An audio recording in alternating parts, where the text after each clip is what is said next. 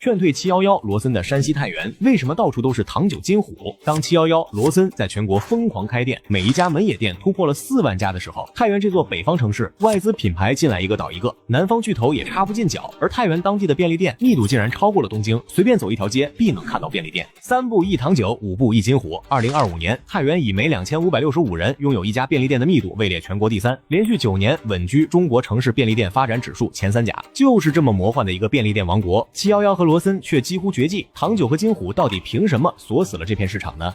上世紀90年代末，太原的零售業還是美特豪等大商超的天下，但有2個太原人幾乎在同一時間嗅到了不一樣的商機。一個叫楊文斌，一次去日本旅行，他看到街頭便利店大半夜還亮着燈，24小時營業，他尋思這玩意兒能搞，複製到太原一定能火。於是在1998年，太原第一家糖酒便利開業了，100多平米，24小時營業。另一個叫金根虎，他是個下崗工人，多年做酒水批發，聽說糖酒火了之後，他專程跑去參觀，於是也在2001年第一家金虎便利問世了。就這樣，2個太原人幾乎白手起家，開啟了一場持續20多年的便利店戰爭。有意思的是，2家像是商量好了一樣，擴張過程中總是保持着相同的步伐。有糖酒的地方邊上總有一家金虎。到2025年，糖酒全國門店2560家，位列全國第14位，金虎2360家，排在第16位。光在太原，2家加起來就有4000多家店。這種飽和式開店直接把外資品牌的活路堵死了。而且在2021年到2023年，太原對城區每新增一家便利店獎勵5萬，向縣域延伸獎勵7萬，對建設物流中心、鮮食工廠等項目最高補貼1000萬元。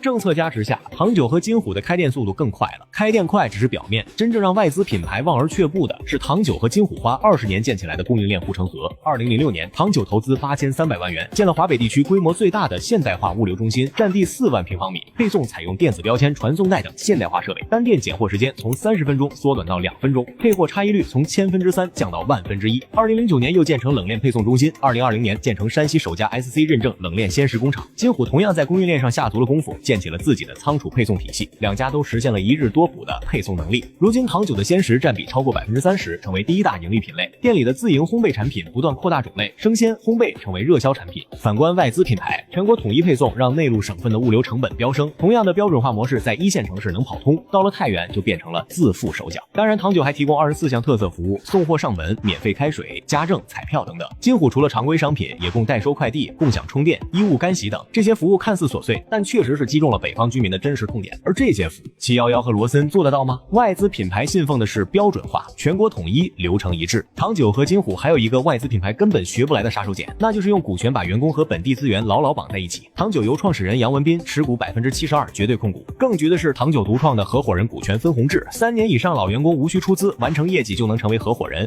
優秀店長可獲得股權分紅，扶植新店還能拿10%額外利潤分成。這套模式讓員工從打工人變成主人翁，5年內助推門店數激增至2600家。金虎則形成創始人絕對控股加本土資本加持的模式，通過100%控股倉儲配送公司，搭建起全鏈條協同體系。反觀711，堅持總部高度集權加高加盟費模式，股權封閉不開放。羅森依賴資本融資擴張，股權分散導致決策遲緩。一邊是股權綁定人心，一邊是股權疏離本土，輸贏從一開始就注定了。當你打開地圖定位太原，搜索711和羅森，就會發現他們在太原都僅各有一家店。說白了，糖酒和金虎的成功正是天時地利人和的共同結果，才構成了外資品牌根本無法複製的山西結界。